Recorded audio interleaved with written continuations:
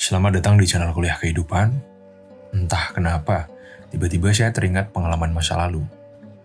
Ketika saya masih mahasiswa dan membantu dosen saya untuk training ke suatu perusahaan. Training yang dilakukan dosen saya adalah tentang kebahagiaan.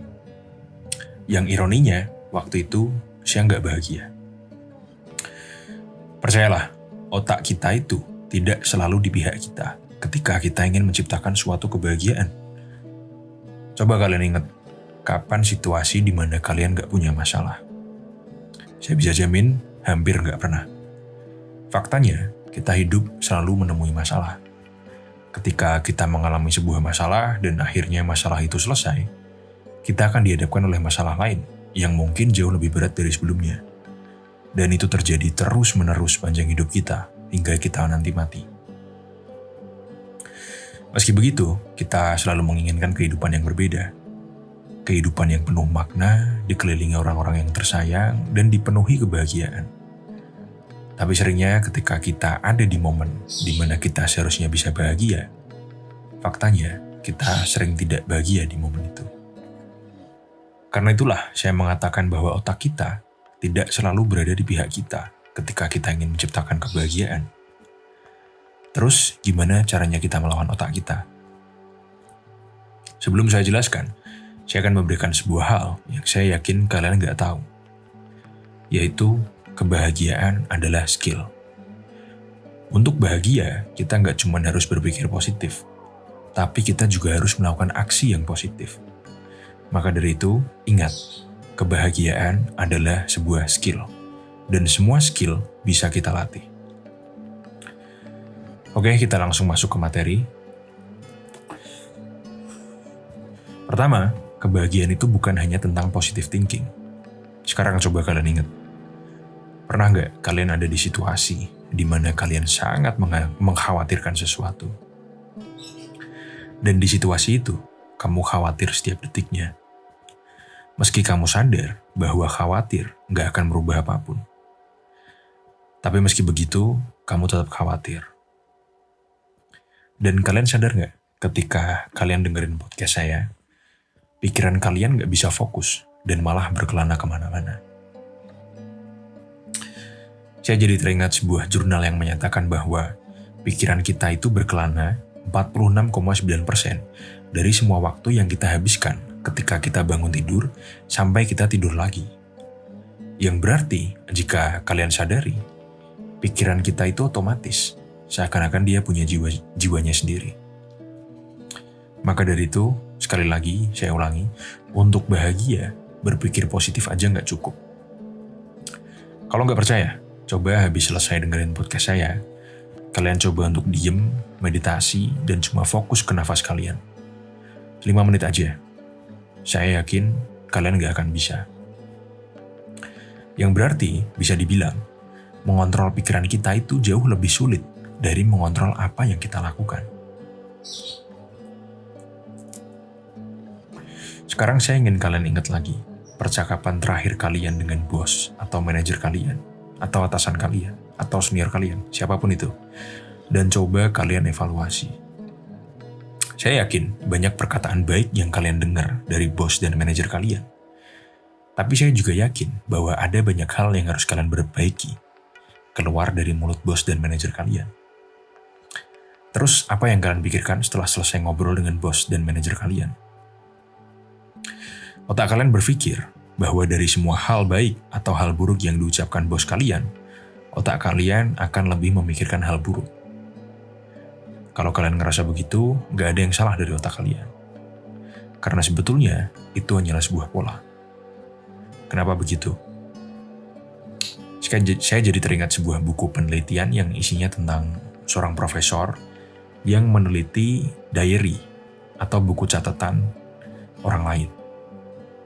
Dia ingin meneliti bagaimana pikiran orang setiap harinya. Dan profesor itu melihat pola yang menyatakan bahwa dampak dari pikiran negatif kegagalan itu 2 kali lebih kuat dari dampak positif kesuksesan. Dan hal yang sama juga terjadi ketika kita membahas uang.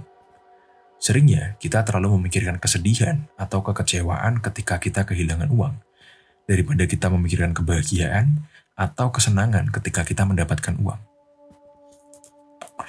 Begitu juga ketika kita mendapat pujian dari seseorang atau kritik dari seseorang. Pujian itu akan kalah dengan kritik, dan kita bisa memikirkan kritik itu seharian atau mungkin berhari-hari. Jadi sekarang coba kalian tanyakan kepada diri kalian sendiri, kenapa kalian begitu? Kenapa kalian lebih sering memikirkan pengalaman yang tidak enak atau negatif?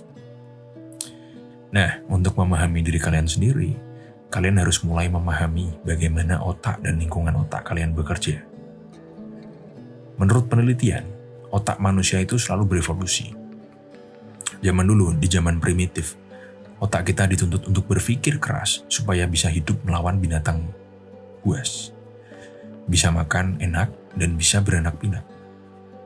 Tapi sekarang otak kita tidak dituntut begitu. Daripada kepanjangan, kita bikin simpel aja. Otak kita hanya peduli dan berpikir untuk bagaimana caranya kita bertahan hidup melewati hari ini. Dan dia nggak peduli kalau kita bisa saja bertahan hidup melewati hari ini dengan bahagia. Seperti yang saya bilang sebelumnya, bahagia adalah skill. Dan itu bisa kita latih. Dan bagaimana cara kita melatihnya? Sebetulnya kebahagiaan itu bagi setiap orang beda-beda ya. Dan tentunya kalian lebih tahu hal apa yang membuat kalian bisa bahagia. Kalau di olahraga, untuk melatih badan, kita bisa push up, sit up, pull up, lari, dan sebagainya. Sama dengan melatih kebahagiaan, ada berbagai macam caranya. Tapi saya akan berikan satu contoh. Setelah kalian selesai dengar podcast ini, malam ini kalian bisa coba tulis di HP kalian tentang rasa bersyukur kalian terhadap seseorang yang kalian sayangi. Bisa orang tua kalian, istri kalian, pacar kalian, atau teman kalian. Dan ketika kalian melakukan itu secara rutin hingga menjadi sebuah kebiasaan, maka kalian akan mendapatkan dampak yang luar biasa. Kenapa? Karena hal ini akan mengajarkan kita untuk peduli terhadap hubungan yang ada di kehidupan kita. Dan faktanya, menurut penelitian, memiliki hubungan yang baik itu sama baiknya dengan berolahraga. Ketika kita berolahraga, badan kita sehat dan nyaman, dan kita akan lebih susah untuk berpikir negatif, karena kita merasa kita sehat dan kita bugar, nggak lemes, dan nggak capek. Begitu pula dengan menjalin hubungan baik. Ketika kita memiliki banyak hubungan baik, kita akan lebih bahagia. Kenapa begitu?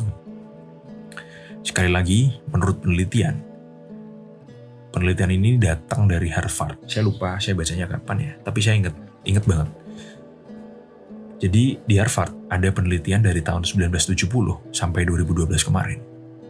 Penelitian itu menyatakan bahwa kebahagiaan itu tidak datang dari kekayaan, kepopuleran, kesuksesan, dan berbagai macam hal lainnya. Tapi kebahagiaan itu datang dari hubungan yang baik atau good relationship. Kalian gak harus punya banyak teman atau punya komitmen dengan seseorang, tapi kualitas dari hubungan kalian lah yang akan membuat kalian lebih bahagia. Ketika kalian bisa tidak overthink, trust issue, bisa berbagi, dan bisa mendengarkan dengan orang lain, itulah yang menandakan hubungan kalian adalah hubungan yang baik. Dan itu adalah salah satu latihan yang diperlukan untuk melatih kebahagiaan. Maka dari itu, cara yang saya jelaskan tadi, contoh yang saya jelaskan tadi, kalian bisa coba habis ini selesai, kalian tulis berapa bersyukur kalian terhadap seseorang, lalu kalian kirim itu ke dia. Dan lakukan itu sering, terus-menerus, mungkin seminggu sekali, mungkin 2 minggu sekali. Lalu kalian lihat hasilnya kayak gimana. Oke, sekian dari kuliah kita hari ini. Next time akan saya berikan beberapa contoh lain tentang cara melatih kebahagiaan. Jangan lupa like, share, dan subscribe.